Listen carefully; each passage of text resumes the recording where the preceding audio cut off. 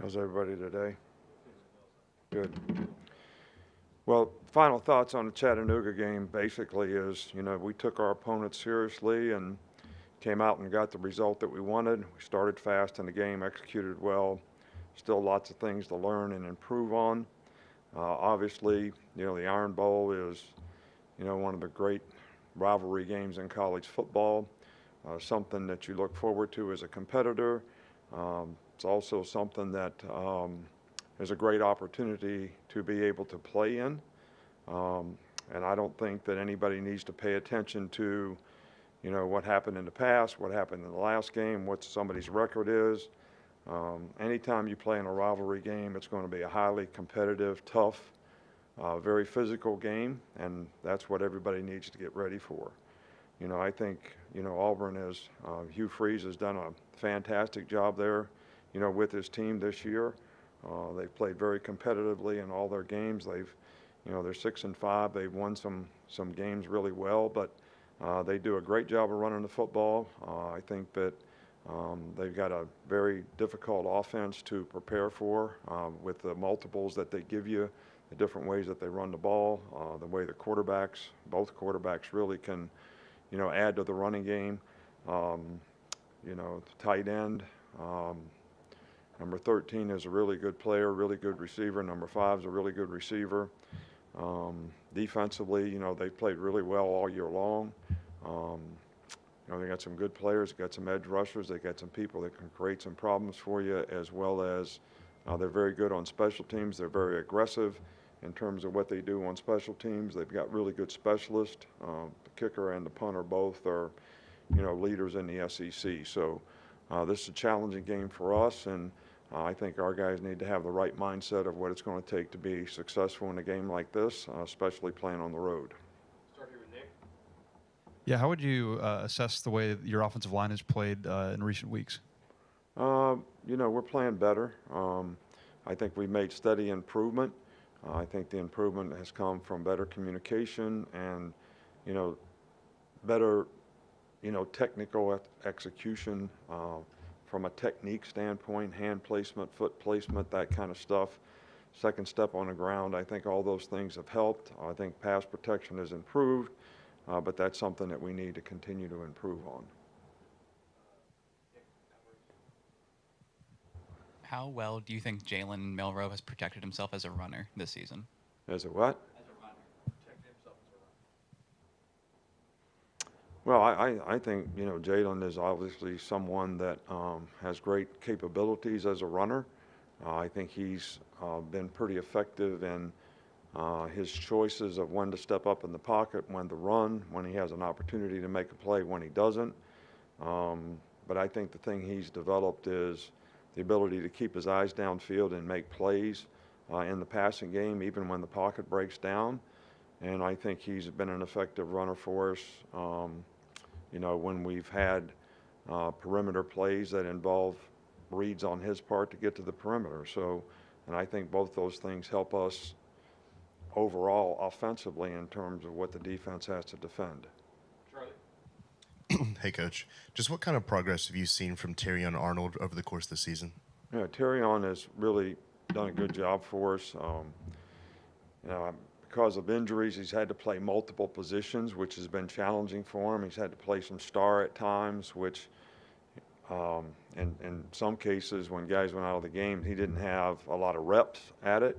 But he's been a trooper at, doing it and, trying to look at it as a challenge and go out and, improve each week. His coverage ability has been very good, and I think he's played extremely well. Up front with Kennington. Good afternoon, Coach. I know during fall camp, building up depth along the defensive line was a priority. After 11 weeks, how has that group grown and evolved? Yeah, I think we've had some young guys that have really, come along and shown some improvement. Some of them played, toward the end of, last game. So I feel good about the progress that we made in that group. And, I just think that, our ability to stop the run is going to be critical in this game. And for us to play physical on the line of scrimmage and play really good technique with whoever's playing is going to be the most important thing that we need to do in preparation for this game. Coach, when Hugh Freeze got introduced as the Auburn head coach, one of the first things he mentioned was the relationship with you. He said when he left Ole Miss, you and Miss Terry were really there for him during even time when he wasn't coaching. What is that relationship like for the fans? I know this is a big rivalry, but you guys have a special relationship, the two of you. Look, I play against all kind of guys and all kind of coaches that coach for me, that I'm good friends with, whether it was Belichick when we were together, and then all of a sudden I'm at Miami and he's at New England. All the guys in college coaching that you have to play against.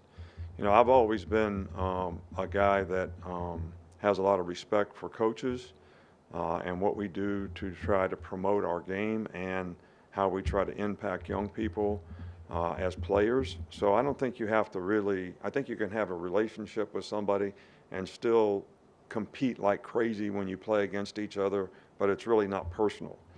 The outcome of the game is really not personal. You're doing the best you can to get your team to play the best, and I respect that as a coach. And, we're going to do the best we can to get our team to play their best as a coach, and hopefully, people respect that. So, but at the end of the day, does it have to affect your relationship?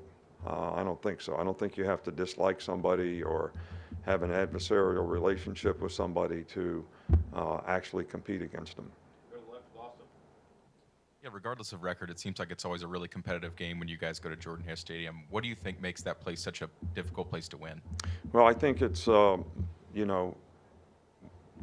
we're going to have success there, we're going to have to execute. Anytime you play on the road in this league, it's a difficult place to play. This is no different. But, people talk about all the crazy stuff that happens in this game. But since I've been here, the team that should have won the game based on who played the best.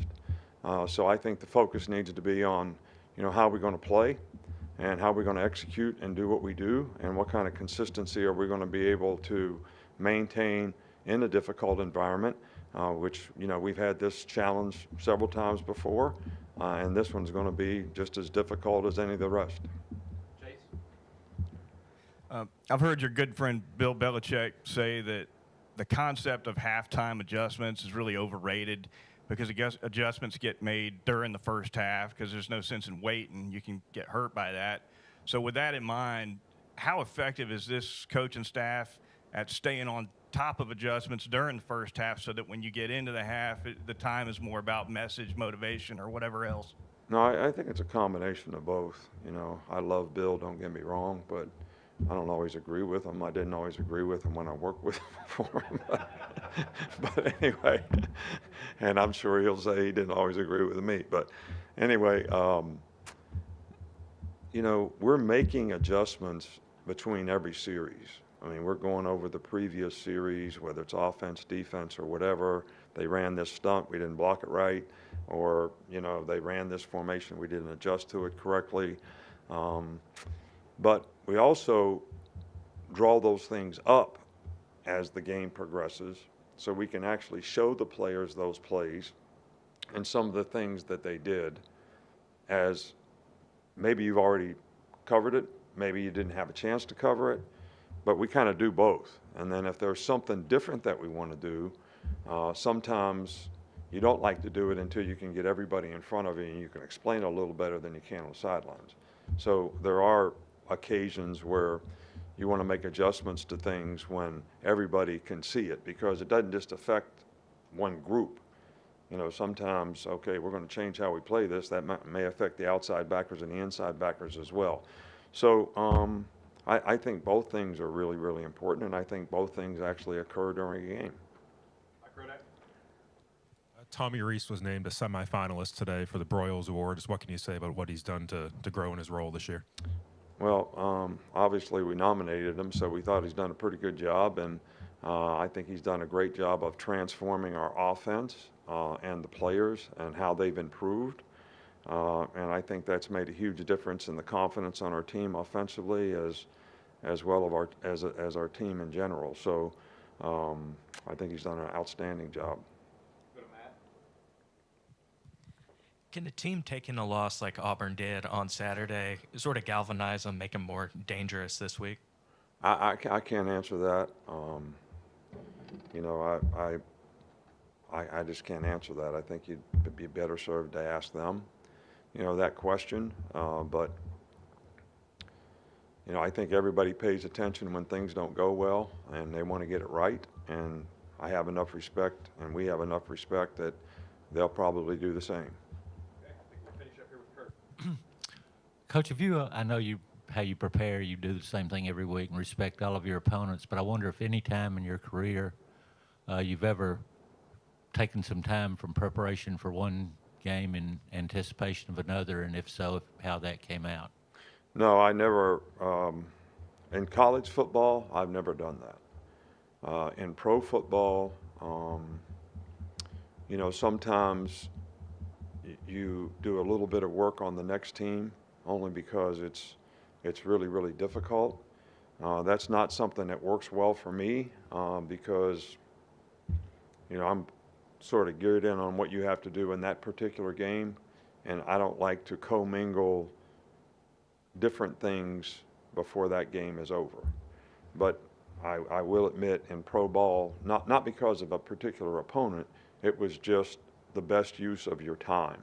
To be able to, you know, you didn't practice very long on Friday with the players, walk through on Saturday, so you had quite a bit more time before you ever played a game.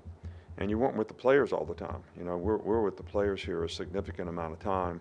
You know, like Thursday we practice, Friday we have walkthrough, Friday we have meetings, we eat with them, we have meetings Friday night. So you don't have all those things, you know, in pro ball. So, you know, sometimes there's a little time to try to get ahead, but it was not something that ever worked very well for me. All right, Coach, thank you. All right, thank you.